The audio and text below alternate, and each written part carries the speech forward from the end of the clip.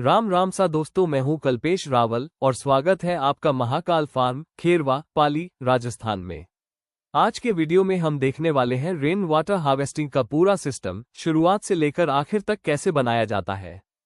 Step 1, गड्ढा खुदाई। सबसे पहले हमें बोरवेल के बिल्कुल पास एक बड़ा गड्ढा तैयार करना होता है। हमारे केस में हमने 10 बाय 10 फीट का गड्ढा जेसीबी मशीन की मदद से स्क्वायर शेप में खुदवाया। गड्ढे की गहराई इतनी रखी गई कि पानी अच्छे से इकट्ठा हो सके। खुदाई के बाद पूरी मिट्टी बाहर निकाल दी गई ताकि गड्ढे के अंदर कोई ढीलापन या गंदगी न रहे। स्टेप 2, लेवलिंग और क्लीनिंग। इसके बाद हमने गड्ढे के अंदर की पूरी सतह को अच्छे से समतल किया ताकि आगे की सभी लेयर्स सही तरीके से बिछाई जा सके और पानी कहीं रुकने या गलत दिशा में जाने की समस्या न आए। इस काम के लिए मुझे खुद गड्ढे के अंदर उतरना पड़ा और हाथ से पूरी जगह की अच्छे से सफाई की गई। ढीली मिट्टी, पत्थर और अनचाही गंदगी सब कुछ बाहर निकाल दिया गया। लेवलिंग और क्लीनिंग का ये स्टेप बहुत जरूरी होता है क्योंकि अगर बेस सही नहीं होगा तो रिचार्ज सिस्टम सही तरीके से काम नहीं करेगा। साफ और समतल सतह से पानी आसानी से फिल्टर होकर नीचे तक पहुंच पाता है। स्टेप 3, बोरवेल पाइप में होल्स। अब आता है बोरवेल रिचार्ज का सबसे अहम और टेक्निकल स्टेप, बोरवेल के मेन पाइप में सही तरीके से होल करना।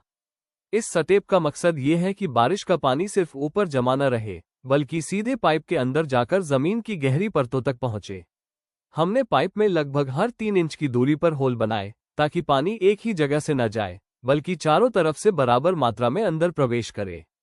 इससे पानी का प्रेशर भी कंट्रोल में रहता है और पाइप को नुकसान नहीं होता। हमारे केस में ये काम वेल्डिंग की मदद से किया गया क्योंकि पाइप आयरन का था और वेल्डिंग से बने होल ज्यादा मजबूत और लंबे समय तक टिकाऊ रहते हैं। इन छोटे छोटे होल से पानी पहले पाइप में जाता है जिससे बोरवेल का नेचुरल रिचार्ज होता है। अगर आपके बोरवेल में पीवीसी पाइप लगा है तो आप ये काम ड्रिल मशीन से भी कर सकते हैं। सही तरीके से किए गए होल्स बोरवेल की उम्र बढ़ाते हैं और हर मानसून में पानी का सही इस्तेमाल सुनिश्चित करते हैं। स्टेप 4, पाइप पर जाली फिल्टर लगाना। होल्स बनाने के बाद अगला बेहद जरूरी स्टेप था पाइप पर सही तरीके से फिल्टर लगाना, क्योंकि अगर पाइप खुला छोड़ दिया जाए तो बारिश के पानी के साथ कंकर, रेत और छोटे बड़े पत्थर सीधे अंदर जा सकते हैं जो आगे चलकर बोरवेल को चोक कर सकते हैं। इसलिए हमने पाइप में बने सभी होल्स को एल्यूमिनियम की पतली जाली से पूरी तरह कवर किया।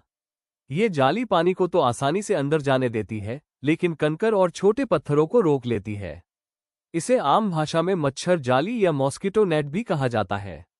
इसके बाद हमने ऊपर से एक मजबूत प्लास्टिक की जाली भी लगाई ताकि अगर कोई बड़ा पत्थर या मोटा कचरा हो तो वह भी पाइप के अंदर न जा सके। ये double layer filter system pipe को लंबे समय तक सुरक्षित रखता है और बोरवेल की परफॉर्मेंस बनाए रखता है और भविष्य में मेंटेनेंस की जरूरत भी कम पड़ेगी। स्टेप 5, सीमेंट रिंग डालना। अब हम उस स्टेज पर पहुंचे जहां बोरवेल रिचार्ज सिस्टम की असल मजबूती तैयार होती है, यानी सीमेंट की रिंग्स डालने का काम। हमारे केस में गड्ढा लगभग 10 फीट गहरा था, इसी वजह से हमने 1 फीट ऊंचाई और करीब 4 फीट डायमीटर वाली कुल 10 सीमेंट रिंग्स मंगवाई। हर रिंग का वजन काफी ज्यादा था, इसलिए इस काम को हल्के में लेना बिल्कुल सही नहीं होता। इसी वजह से हमने प्रोफेशनल क्रेन की मदद ली। क्रेन की सहायता से हर एक सीमेंट रिंग को बहुत धीरे धीरे और कंट्रोल के साथ नीचे उतारा गया। हमने एक साथ सारी रिंग्स नहीं डाली, हर रिंग को एक एक करके सेट किया गया। जब ये कंफर्म हो गया कि रिंग बिल्कुल सीधी बैठी है तभी अगली रिंग उसके ऊपर रखी गई। हर रिंग को बैठाने के बाद उसकी फिटिंग, गैप और बैलेंस ध्यान से देखा गया। कहीं से रिंग टेढ़ी ना हो, कहीं खाली जगह न बचे, इस बात का पूरा ध्यान रखा गया।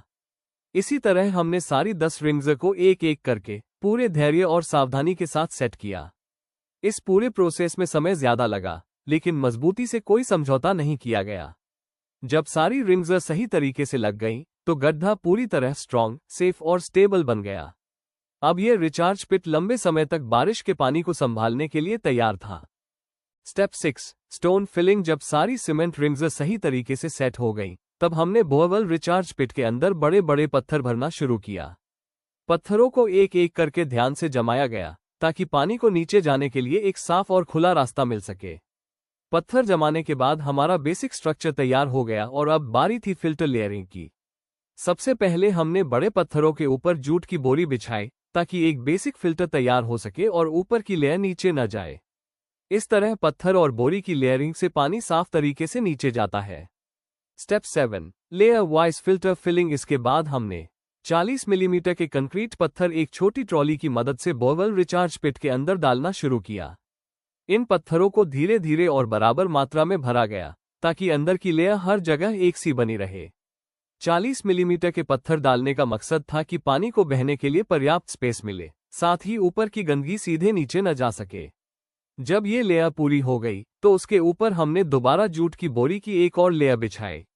इस बोरी का काम था मिट्टी, रेत और बारीक कणों को नीचे जाने से रोकना, ताकि बोरवेल के अंदर किसी भी तरह की चोकिंग ना हो। जूट की बोरी एक नेचुरल फिल्टर की तरह काम करती है, जो पानी को तो आसानी से नीचे जाने देती है, लेकिन गंदगी को ऊपर ही रोक लेती है। इसी वजह से ये लेयर बोरवेल की सुरक्षा के लिए बहुत जरूरी होती है।